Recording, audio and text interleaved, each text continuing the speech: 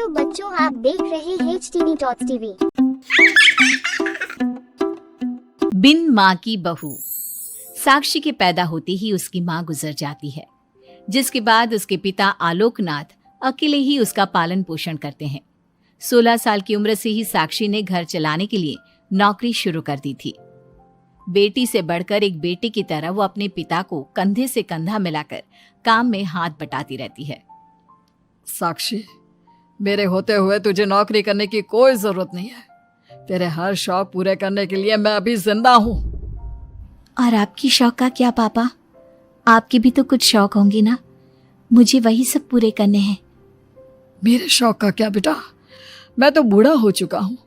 मेरे शौक तो तेरी माँ के साथ ही कब के मर चुके हैं। अब तो सिर्फ एक ही सपना है मेरा कि जल्दी से किसी अच्छे लड़के को देखकर तेरी शादी करा दूं।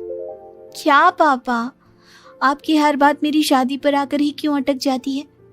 अगर मैं चली गई तो आपका ख्याल कौन रखेगा? इसलिए मैं आपको छोड़कर कहीं नहीं जाऊंगी। अरे बेटा, एक ना एक दिन हर लड़के को जाना ही पड़ता है, तुझे भी जाना तो होगा ही। अपने पिता की बातों से निराश होकर साक्षी अपने रूम में चली जाती है। पिता से दूर होने के ख्याल से ही वो फूट फूट कर रोने लगती है। कुछ दिनों के बाद, आलोकनाथ जी, हमारी नजर में एक लड़का है। उसके पास बंगला, कार, सब कुछ है। सुना है करोड़पति लोग हैं वो। आप कहे तो आपकी बेटी के लिए बात करूं? अरे लेकिन हमारे इतने बड़े परिवार में अपनी बेटी ब्याहने की हैसियत नहीं है। उन सब की चिंता मत कीजिए। उन लोगों को दहेज वगैरह कुछ नहीं चाहिए। वो लोग तो सिर्फ अपने परिवार के लिए गुणी और संस्कारों से परिपूर्ण बहू चाहते हैं। अगर ऐसी बात है तो आप उन लोगों से मेरी बेटी के बारे में बात कीजिए। मेरी बेटी में वो सभी गुण हैं जो वो अपने परिवार की बहू के लिए चाहते हैं। इस तरह वो साक्षी का रिश्ता लेकर अर्जुन नाम के लड़की के परिवार के पास जाता है। साक्षी की फोटो देखकर लड़के वाले उसे झट से पसंद कर लेते हैं, जिसके बाद अर्जुन के परिवार वाले साक्षी को देखने उसके घर पहुंचते हैं।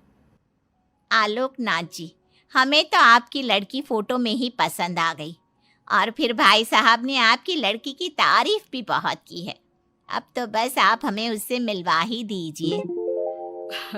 साक्षी बिटिया, बाहर आना तो। साक्षी। अपने पिता की आवाज सुनकर साक्षी तुरंत बाहर आ जाती है और एक एक करके सभी के पैर छूती है। आलोकनाथ जी, आपकी बेटी तो सच में बहुत गुणवान और संस्कारी लगती है। बिटिया, क्या क्या शौक है तुम्हारे? पापा, और अपनी ज़रूरतें पूरी करने के अलावा मेरे और कोई शौक नहीं है। आपने अपनी लड़की को सच में बहुत अच्छे संस्कार दिए हैं भाई साहब। इसे अपने घर की बहू बनाना तो हमारे लिए सौभाग्य की बात होगी। इस तरह सबकी राजी खुशी से अर्जुन और साक्षी की शादी भी हो जाती है। साक्षी की सास उसे एक माँ का भरपूर प्यार देती है और कभी उसे मायके की कमी महसूस नहीं होने देती। साक्षी बेटा, तू आराम कर। सुबह से घर के काम पर लगी है, थक गई होगी अब बिटिया। नहीं माँ, मैं ठीक हूँ, आप चिंता मत कीजिए। मैंने कहा ना, अपने रूम में जाकर आराम कर। अरे काम की टेंशन मत ले। अपनी सास की जिद के आगे हार मानकर साक्षी अपने रूम में चली जाती है। थोड़ी देर बाद उसका पति भी वहां पहुंच जाता है। साक्षी, तुमने मेरी रेड कलर की फाइल देखी क्या? जी नहीं, मैंने तो आपकी कोई फाइल नहीं देखी। साक्षी, तुमसे मेरी एक फाइल तक नहीं संभाली जाती। 1000 बार बोला है तुमसे कि मेरे सामान को हाथ मत लगाया करो। मेरी सुनती ही कहाँ हो तुम?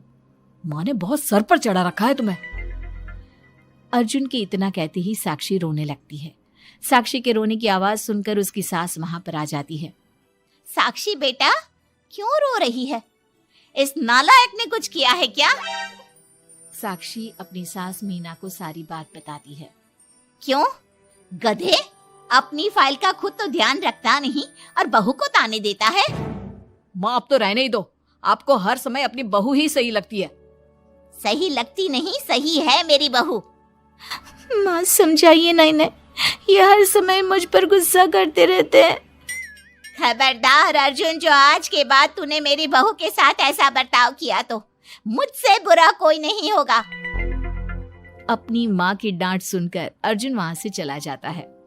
बहू, अगर दोबारा ये तुम्हें ऐसा कुछ कहे तो तुम मुझे आकर फौरन बोल देना। मैं हमेशा तुम्हारे साथ खड़ी रहूंगी बेटा। माँ आप सच में बहुत अच्छी हो। मुझे बचपन से लेकर आज तक कभी एक माँ का प्यार नहीं मिला, लेकिन जब से आप मुझे मिली हैं तब से मुझे माँ की कमी कभी महसूस नहीं हुई। अरे पगली, मैं भी तो तेरी माँ ही हूँ, और मेरे होते हुए अब तुझे कभी अपनी माँ की कमी महसूस नहीं होगी। एक दिन साक्षी, अब मैं तंग आ चुका हूँ तुमसे। भगवान के लिए मुझसे दूर रहा करो। अब मुझे ना चिढ़ होने लगी है तुमसे। अर्जुन, ये क्या तरीका है अपनी पत्नी से बात करने का? माँ प्लीज, आप रोज रोज इसकी पैरवी करने मत आया कीजिए। अरे क्या हुआ, सुबह सुबह तमाशा क्यों लगा रखा है? पापा आपको पता है, इस साक्षी की वजह से मेरा लैपटॉप खराब हो गया है। ऑफिस का पूरा डेटा इसी में था, और देखिए ना, इसने उसमें चाय गिरा दी। अब मैं अपने बॉस को क्या जवाब दूंगा? माँ मेरा यकीन कीजिए, मैंने जानबूझकर चाय नहीं गिराई। मैं तो इन्हें दे रही थी चाय, लेकिन इन्होंने ही ठीक से नहीं पकड़ी। अच्छा, तब इसमें भी मेरी ही गलती है। वाह साक्षी वाह। अर्जुन, तू बहू पर इतना क्यों भड़क रहा है? अब जो हो गया सो हो गया। सुन लेना ऑफिस में थोड़ी सी डांट। अब अपनी बीवी के लिए इतना तो कर ही सकता है ना तू। मैं आपके लिए दूसरा लैपटॉप ले आऊंगी, आप परेशान मत होइए। कोई जरूरत नहीं है उसकी, मैं खुद ले लूंगा। मेहरबानी करके अब मेरे सामान से दूर रहना। इतना कहकर अर्जुन वहां से चला जाता है, जिसके बाद साक्षी फूट फूट कर रोने लगती है। चुप हो जा बेटा, उसकी बातों का बुरा मत माना कर। अरे वो तो पागल है। मीना के इतना कहते ही साक्षी उसे कसकर गले लगा लेती है। माँ, आप नहीं होती तो मेरा क्या होता? मैं बहुत भाग्यशाली हूँ जो भगवान ने मुझे सास के रूप में मेरी माँ लौटा दी है। बेटा, जीवन में ये सब चलता ही रहता है, ऐसी बातों को दिल पर नहीं लगाना चाहिए। चल अब अपने आंसू पोंछ और मेरे साथ काम में हाथ बटा। इतना बोलते ही मीना रसोई की तरफ चल देती है। साक्षी भी अपनी सास के पीछे चल देती है और सभी बातों को भूलते हुए खुशी खुशी काम पर लग जाती है। मन ही मन साक्षी अपनी सास को हर जन्म में अपनी माँ के रूप में मांगने के लिए भगवान से प्रार्थना करती रहती है। ऐसे ही दिन बीतते रहते हैं। मीना हर समय ढाल बनकर अपनी बहू के लिए खड़ी रहती। तभी एक दिन पड़ोसी, मीना, तूने अपने बेटे के लिए यह कैसी बहू चुनी है जिसकी माँ उसके पैदा होते ही गुजर गई? अरे ये तो कुलक्षणी है। ऐसों के घर का तो पानी भी नहीं पीना चाहिए, और तूने उस घर से लड़की चुन ली। ये सब फालतू बातें हैं, ऐसा कुछ नहीं होता। मीना, तूने उस बिन माँ की बहू को बहुत सर पर चढ़ा कर रखा है। अभी भी वक्त है, संभाल ले उसे। कहीं ऐसा ना हो कि तेरे हाथों से फिसल जाए तेरी बहू। ये तुम लोग क्या बोल रही हो? मेरी बहू बाकी बहू जैसी नहीं है, वो तो कोहिनूर से भी कीमती है मेरे लिए। हमारा काम था तुझे समझाना। बहू को कभी भी बेटे से बढ़कर प्यार नहीं देना चाहिए, वरना उन्हें बिगड़ते देर नहीं लगती। और यहाँ तो तेरी बहू बिन माँ के पली बड़ी है। न जाने उसके बाप ने कैसे संस्कार दिए होंगे उसे। चुप करो तुम लोग, मैं अच्छे से समझती हूँ तुम लोग मुझे मेरी बहू के खिलाफ भड़काना चाहते हो। देख मीना, हम तेरी सहेलियां हैं, तुझे भड़काकर हमें कुछ नहीं मिलने वाला, लेकिन बहू को इतना सर पर चढ़ाना ठीक नहीं। हमारा काम तो सिर्फ तुझे आगाह करने का था, बाकी मानना न मानना तेरी मर्जी। चल मीना, अब हम लोग चलते हैं, तू अपना ध्यान रखियो। इतना बोलकर सभी लोग वहां से चले जाते हैं, जिसके बाद मीना घंटों तक सोच में डूब जाती है और अपने बहू के प्रति इतनी सारी बातें सुनकर कहीं ना कहीं उसके मन में भी साक्षी के लिए हीन भावना जन्म लेती है। तभी वहां पर साक्षी भी आ जाती है। माँ जी, ये लीजिए चाय। रख दे और जा। क्या हुआ माँ जी, आप कुछ उखड़ी उखड़ी सी लग रही हैं। कहाँ ना जा यहाँ से, एक बार में तुझे सुनाई नहीं देता क्या?